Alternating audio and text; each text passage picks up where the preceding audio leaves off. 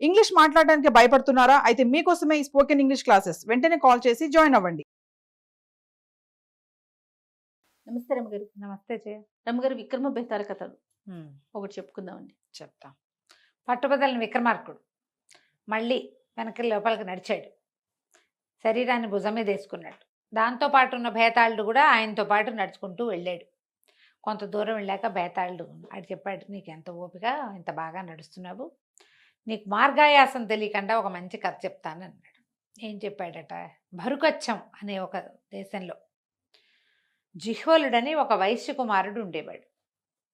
చాలా గొప్ప వ్యాపారుల కుటుంబంలో పుట్టాడు అబ్బాయి.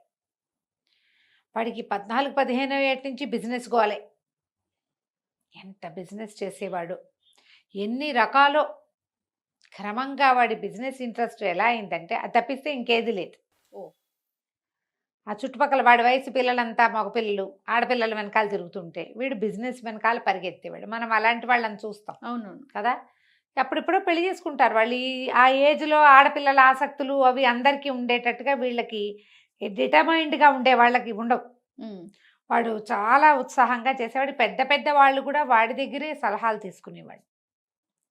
అయితే పెళ్ళికి సంబంధాలు వచ్చినా ఇప్పుడే వద్దు, ఇంకా 25 ఏళ్ళే, ఇంకో 3-4 ఏళ్ళ తర్వాత ఇంకా బాగా సంపాదించి అప్పుడు చేసుకుంటాను అది చెప్తుండేవాడు. అయితే ఏమైందట, ఒకసారి జిహ్వలుడు సముద్రయానానికి బయలుదేరాడు. అప్పట్లో వ్యాపారాలు సముద్రం మీద బేసే ఉండేవి. అవును. ఏం చేసేవాళ్ళు, ఈ వెళ్ళేటప్పుడు సరుకేసుకెళ్ళేవాళ్ళు, అక్కడంతా అమ్ముకుని అక్కడి నుంచి సరుకేసుకుని తెచ్చుకునేవాళ్ళు. ఒక్కనాడు కూడా ఒక్క ప్రయాణంలో కూడా ఆ అబ్బాయి ఖాళీగా వెళ్ళింది కానీ వచ్చింది కానీ లేదు. సరే, మొత్తానికి పడవ వెళ్ళారు. షిప్లో, నౌకలో వెళ్ళేసరికి కొంత దూరం వెళ్ళేసరికి చాలా పెద్ద తుఫాన్ వచ్చి ఏదో ఒక పక్కకి లాక్కెళ్ళిపోయింది.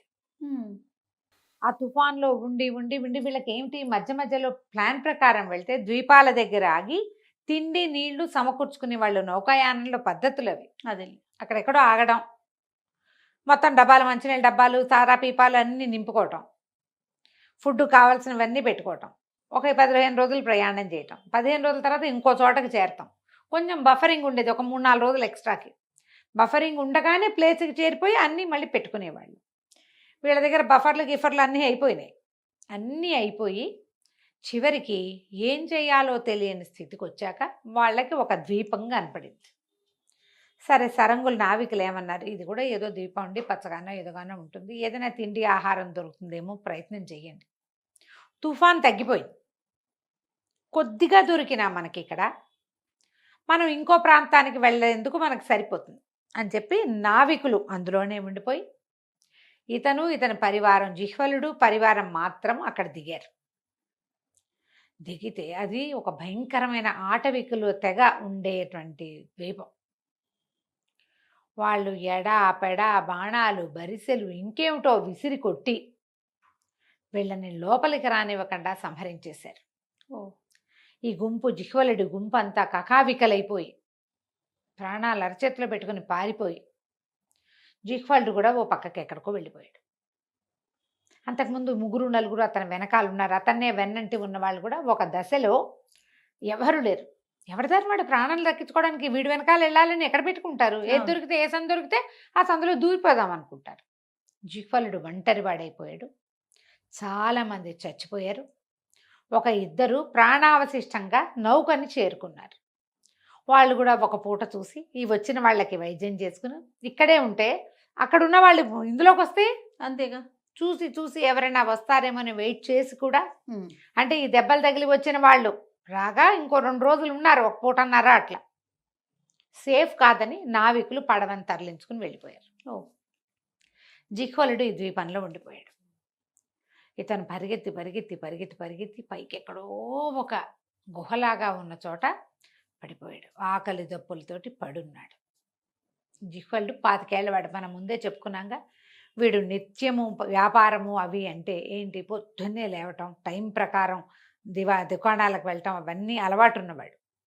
దానికోసం ఎర్లీ మార్నింగ్ లేచి ఎక్సర్సైజ్ చేసి చక్కగా పిల్లాడు దృఢంగా దార్ఢ్యంగా ఉన్నాడు మనిషి. ఈ పడిపోయి ఉన్నవాడు 2 రోజుల తర్వాత వాడికి మెలకు వచ్చింది. ఎవరో ఒక పిల్ల అక్కడ కూర్చుంది, ఒక 17-16 ఏళ్ల పిల్ల, చక్కగా ఉంది. ఆదివాసీ పిల్ల.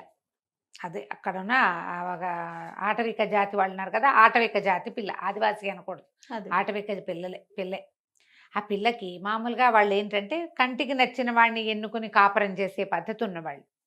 వీడు బాగున్నాడు, నేవళంగా నాగరికంగా ఉన్నాడు. ఆ పిల్ల మంచినీళ్ళు తెచ్చి ఇచ్చింది. అక్కడి నుంచి ఇతన్ని లేవదీసి, ఇతను ఒక మూలగా ఉన్న ఒక దాంట్లో దాక్కున్నాడు కదా, ఎవ్వరు ఆదివాసీలు ఈ ఆటవికులు ఎవరు రాని చోట్ల ఉన్నటువంటి ఒక కోనేరు దగ్గరికి తీసుకుపోయింది. వాడు అక్కడ మంచినీళ్ళు తాగి స్నానం చేసి ఆ పిల్ల తెచ్చిన పళ్ళు తిని అదేదో తేనె తెస్తే అది కాస్త పుచ్చుకొని భయంగానే చేశాడు. ఆ అమ్మాయి మళ్ళీ అతన్ని గుహలోకి తెచ్చి వదిలిపెట్టింది. రోజు వచ్చేది. ఆ నిష్కల్మషంగా ఉన్న ఆ పిల్లతో ప్రేమలో పడ్డాడు జిహ్వలుడు. ఇద్దరు రోజంతా కలిసి ఉండేవాళ్ళు, కలిసి కాపురం చేశారు. అది కోనేట్లో ఈతలు కొట్టేవాళ్ళు. ఎంత పంచప్రాణాలుగా ఉన్నాడో ఆ పిల్లంటే. ఒక పూట అది వెళ్తే మళ్ళీ రేపు కనపడదేమోనని దిగులు వచ్చేది. ప్రేమలో ఉన్నప్పుడు అలాగే ఉంటాయి కదా. 3 మాసాల తర్వాత బాగా ఓపిక వచ్చి ధైర్యం వచ్చాక ఏమన్నాడు, నువ్వు నాతో వచ్చేయకూడదా? ఎన్నాళ్ళు ఇక్కడ నేను ఈ రకంగా ఈ పాలు పళ్ళతోటి ఈ తేనెతోటే బతికుండగలుగుతాను? నా జీవితం వేరే, నువ్వు నాతో రా, నా ప్రాణాలు రక్షించవు, నువ్వు రాణిలాగా చూసుకుంటా నేను, వెళ్దామా అంటే సరే అమ్మాయి ఏమంది. వాళ్ళిద్దరికీ ఒకళ్ళ భాష ఒకళ్ళకి రాదు. ఒకళ్ళ భాష ఒకళ్ళకి మొదట్లో రాదు. క్రమంగా వీడి భాష వీడు మాట్లాడేవాడు, దాని భాష అది మాట్లాడేది. ఇద్దరికి ఒకళ్ళ భాష ఒకళ్ళకి అర్థం అవటం మొదలుపెట్టింది. అంతే కదా, వాళ్ళతో భాష మనతో భాష కొత్తల్లో తెలీదు. క్రమంగా కొన్ని మాటలు అర్థం అవుతాయి, సైగలతోటి కొన్ని తెలుస్తాయి. వచ్చేయమన్నాడు. ఆ అమ్మాయి రావడానికి ఒప్పుకొని ఏం చేసింది, ఒకనాటి రాత్రి ఈ ఆటవికల కన్నుగప్పి జాగ్రత్తగా సముద్రం దగ్గరికి తీసుకెళ్ళింది. సముద్రం దగ్గరికి వెళ్ళే దారి కూడా తెలియదు వాడికి. వాడు ఎక్కడో కొండకొమ్ములో ఉన్నాడు. ఆ పిల్లకి తెలుసు, అది లోకల్ పిల్ల కాబట్టి. మొత్తం అంతా నడిపించి ఎవ్వరికంటా పడకుండా సముద్రం దగ్గరికి చేరేసరికి వీళ్ళ అదృష్టం బాగుండి ఒక నౌక పాస్ వై అటుమించి వెళ్తుంటే వీడు ఏం చేశాడు, కట్టుకున్న వస్త్రాన్ని బాగా ఊడదీసి ఒకటి వెలిగించి పొగ చేసి ఆ నౌకని పిలిచాడు ఉపాయంతో. నౌక వాళ్ళు వచ్చి చూసి ఎవరో మనిషి ఇక్కడ చిక్కడిపోయాడని ఆ మనిషిని వీడితో పాటు నవనవలాడుతున్న ఆ పిల్లని కూడా ఎక్కించుకున్నారు. పైకి ఎక్కాక అమ్మయ్య నాలాంటి మనుషుల్లోకి పడ్డాను అనుకున్నాడు జిహ్వలుడు అనుకొని వాళ్ళు ఇచ్చిన ఆహారం వేడిగా ఉన్నది. అప్పటిదాకా వాడేం తిన్నాడు, పళ్ళు పాలు దుంపలు తేనె, ఆరోగ్యంగా తయారయ్యాడు. కానీ వాడు చిన్నప్పటి నుంచి తింటున్న ఆహారం కాదు అది ఊరికే సైడ్ డిష్, అదే మెయిన్ కోర్స్ కాదు కదా. వాళ్ళు ఉడకబెట్టినవేవో అవి ఇవి ఇచ్చి కూరలు చేసి అన్నం పెట్టేసరికి ఎంత ఆనందించాడు. సడన్గా వాడికి తట్టింది, ఏమిటి, నేను ఖాళీగా వెళ్తున్నాను, నేను నా నౌకా ప్రయాణంలో నా దగ్గర ఏ సరుకు లేదు. ఇప్పుడు ఇంత ప్రయాణం చేసి ఇంటికి వెళ్తాడు, ఖాళీ చేతులతోటి వెళ్తానా నేను, రూపాయి లేకుండా. అప్పుడు అతని దృష్టి తనతో ఉన్న ఈ నవనవలాడుతున్న ఆటవికల పిల్ల మీద పడింది. సరుకు లేకపోవడం ఏంది, ఇది ఉంది కదా అని చెప్పి ఆ అమ్మాయిని అమ్మకానికి పెట్టేసాక ఆ పిల్ల బల్ల బోధిపోమని అర్థమైపోయింది.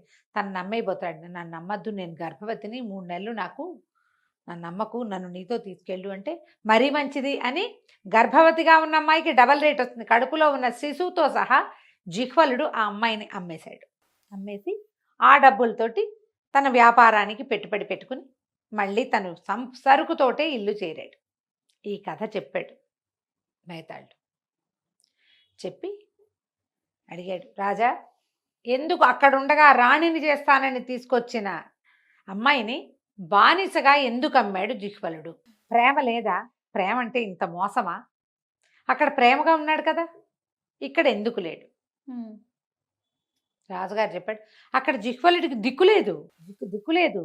మనము ఎలా ఉంటుంది మన జీవితం, మనము అవ్వా బువ్వా రెండూ కావాలనుకోకూడదు.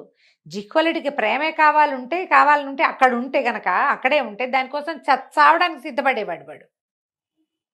అతనికి తన సాంఘిక జీవనం కావాలి, తన వ్యాపారం కావాలి. దాంట్లో ఒక ఆటవికపు పిల్లకి అవకాశమే లేదు. ఇంకా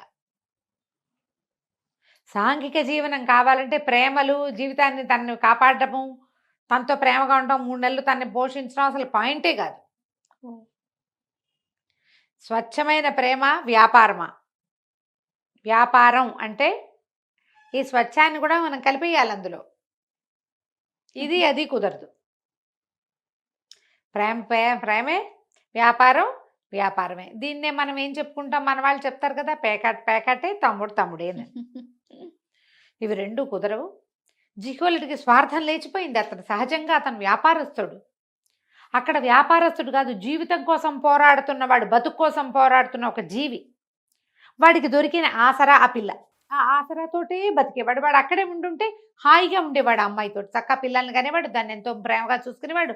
ఆ పిల్లల్ని ఇంకో స్త్రీ జోలికి కూడా వెళ్ళేవాడు కాదు. వాడు అంత త్రికరణ శుద్ధిగా చేస్తాడు. వాడు బిజినెస్ అంటూ వెనక్కి వచ్చాడు అంటే వాడు బిజినెసే త్రికరణ శుద్ధిగా చేస్తాడు.